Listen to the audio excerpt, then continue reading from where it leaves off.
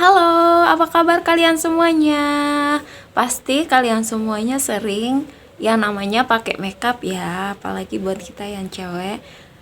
Teman paling akrab kita memakai makeup, biasanya kita pakai ini ya, beauty blender, atau ada juga yang pakai brush atau kuas ya. Nah, pertanyaannya, spons atau beauty blender ini perlu nggak dibersihkan? Berapa lama harus dibersihkannya atau berapa lama sekali harus dibersihkannya?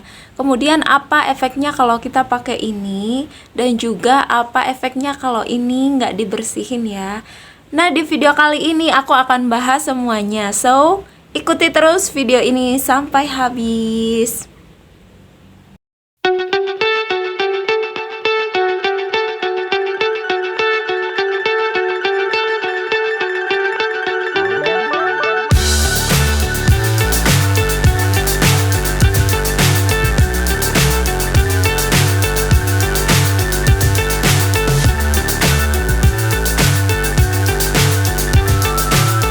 Memakai atau membersihkan beauty blender bisa membuat wajah kita menjadi beruntusan, jerawatan, atau flek loh.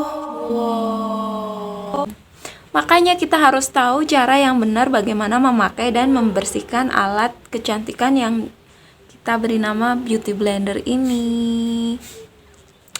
Bisa jadi masalah-masalah kulit kalian itu bukan berasal dari make up atau skincare, tapi berasal dari cara membersihkan alat make up yang nggak bener loh. Banyak dari kita pasti punya ini ya. Ada yang punya 1, ada yang punya 2, ada yang punya 3, bahkan lebih. Yang jadi permasalahan kalau alat kecantikan kita yang tersayang ini enggak dicuci atau jarang dicuci ya. Apa aja permasalahan yang akan timbul? Wajah kita bisa aja jerawatan, kemudian beruntusan, flek hitam, dan fungal acne. Fungal acne. Aku bacakan ya hasil penelitiannya. Jadi statementnya begini teman-teman.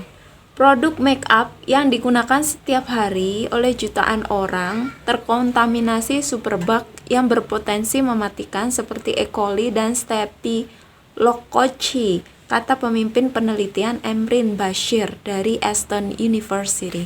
Nah, teman-teman, jadi kesimpulannya adalah dari beauty blender yang kita pakai, kalau tidak kita bersihkan, sisa-sisa make up yang tertinggal di dalamnya mengandung kuman, bahkan bakteri dan jamur yang bisa merugikan kita sendiri loh.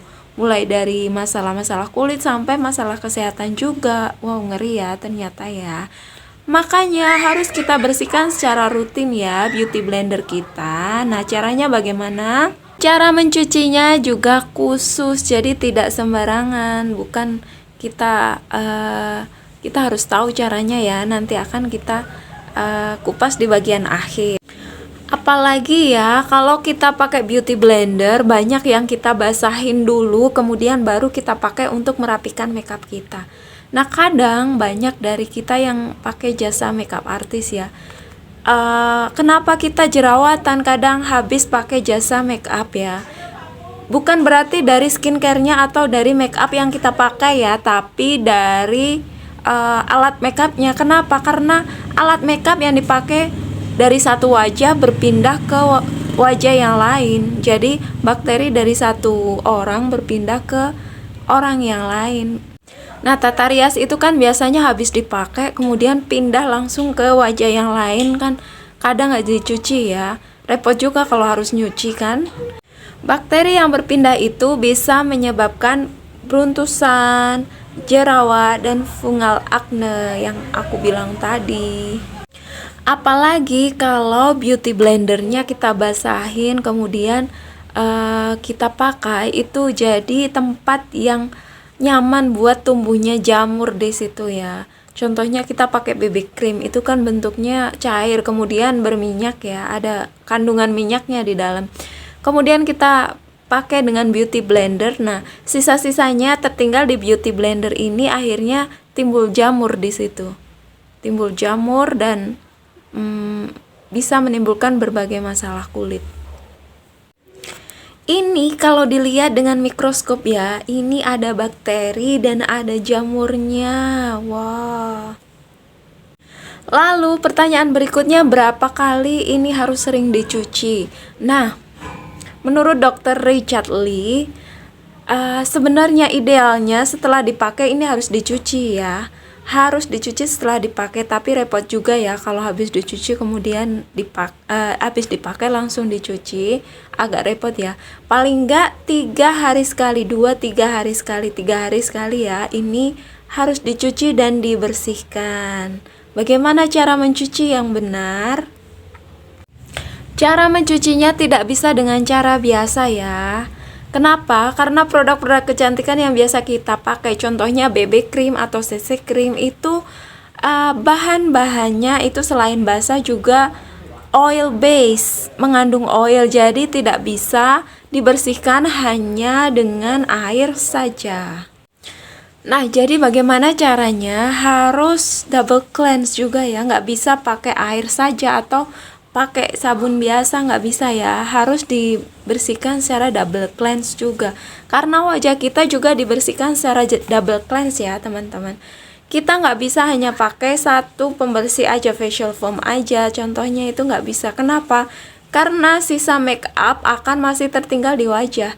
Contohnya setelah aku pakai BB cream, aku pernah nyoba, habis aku pakai BB cream kemudian aku bersihkan hanya dengan facial foam saja, sisa-sisa BB cream itu masih ada loh di wajah. Setelah di swab pakai tisu itu sisanya masih ada ternyata. Jadi memang wajah kita itu harus dengan double cleanse. Nah, kalau biasanya di wajah yang pertama kita pakai micellar water, step yang pertama ya untuk pembersihan, itu sudah mengangkat 90% sisa makeup yang ada di wajah. Kemudian setelah itu baru kita pakai facial foam atau facial wash ya. Nah, itu rangkaian yang harus dilakukan dalam double cleanse agar sisa makeup kita bisa terangkat dan bersih semuanya. Nah, wajah kita pembersihannya seperti itu, sama juga dengan spons ini ya. Jadi yang pertama itu harus kita pakaikan micellar water, yang kedua harus pakai facial foam. A few moments later. Pakainya air apa? Air hangat atau air dingin? Air biasa aja ya, air yang mengalir. Nah, cara membersihkannya yang pertama kita cuci pakai air mengalir ya, beauty blendernya seperti ini. Kita bisa lihat sebelum dipakaikan apa-apa beauty blendernya masih mengeluarkan air jernih ya, jadi kotoran di dalamnya tidak keluar, masih jernih ya seperti ini. Kotoran di dalamnya nggak keluar. Nah, step yang pertama kita pakai micellar water. Aku pakainya micellar water yang dari Garnier ya. Nah, ini kita pakaikan. Bisa lihat ya, kotorannya keluar. Karena fungsi dari micellar water untuk mencuci beauty blender ini adalah mengeluarkan lemak-lemak yang ada di beauty blender ya. Jadi lemak-lemaknya bisa dipecahkan kemudian dibersihkan di dalam beauty blendernya. Jadi step yang pertama adalah memakai micellar water ya untuk membersihkan di dalam beauty blendernya. Ini masih ada sisa merah-merah karena aku pakai lipstick yang long lasting, jadi memang agak susah dibersihinnya. Tapi di dalam udah bersih kok, ini lemak-lemaknya udah kebuang semuanya, udah nggak lengket, udah bersih. Nah, step yang kedua adalah kita pakai facial foam ya. Ini aku pakai salah satu brand dari Biore yang mengandung antibakteria ya. Kenapa? Karena di dalam beauty blender ini banyak sekali mengandung bakteri dan jamur ya. Jadi aku pakai produk yang ada kandungan bakterianya supaya jamur dan bakteri di dalam beauty blendernya bisa mati. Ini aku blend langsung, aku pakai buat bersihkan ya.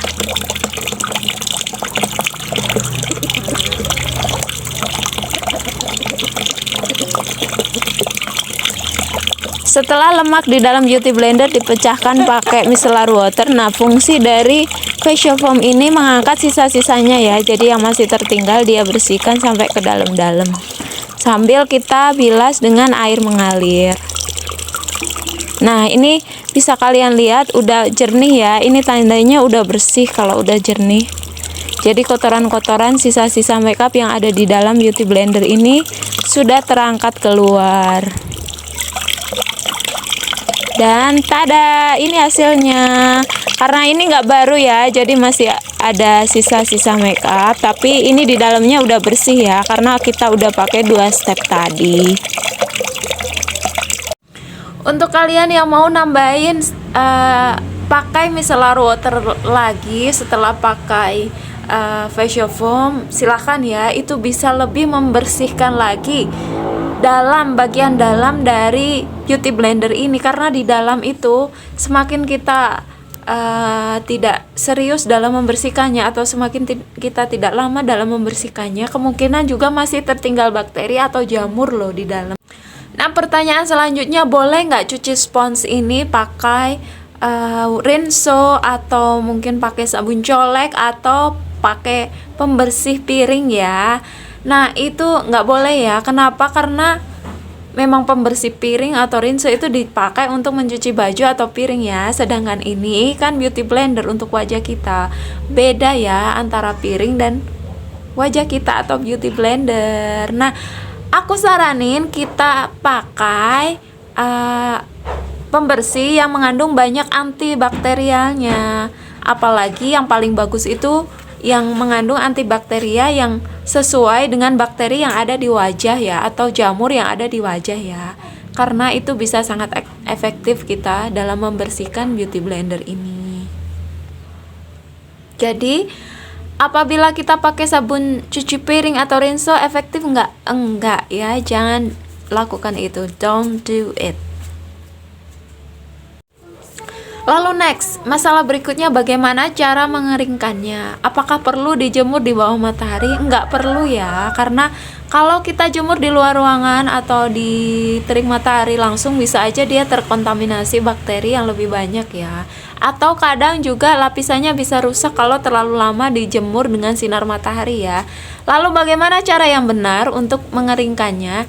Cara yang benar adalah diangin-anginkan sampai dia kering, atau kita langsung paparkan dia ke sinar matahari, tapi bukan berarti di tempat yang kemungkinan dia bisa lebih kotor ya. Jadi bisa kita taruh di jendela atau di dalam rumah yang kena sinar matahari tapi tidak kena udara kotor ya. Nah, jadi ini harus dikeringkan dulu. Lalu bagaimana kalau masih lembab, bolehkah ditaruh di tempat makeup kita? Enggak boleh ya, jangan lakukan. Kenapa? Karena pada saat beauty blender ini dalam keadaan lembab dan basah, justru dia bisa menimbulkan bakteri dan jamur yang lebih banyak karena dalam keadaan lembab ya. Jadi pastikan dia kering dulu, baru kita gabungkan dengan alat makeup yang lain atau kita masukkan ke dalam tempat makeup kita ya. Nah, setelah kering bisa kita pakai seperti biasa. Kemudian setelah 3 hari kita cuci kembali. Garis bawahi, kita cuci kembali setelah 3 hari ya. Mau dipakai apa enggak kita cuci. Kenapa? Karena waktu 3 hari itu adalah waktu bakteri dan jamur itu udah berkembang lagi ya di beauty blender kita. Jadi di situ penyebab masalah-masalah kulit yang aku bilang tadi. Jadi wajib dicuci ya. Kita harus jaga kebersihan beauty blender kita kalau pengen wajah kita flawless dan glowing. Nah, itu tadi video dari aku, mudah-mudahan bermanfaat. Sampai ketemu di video-video aku berikutnya. Salam cantik, bye-bye.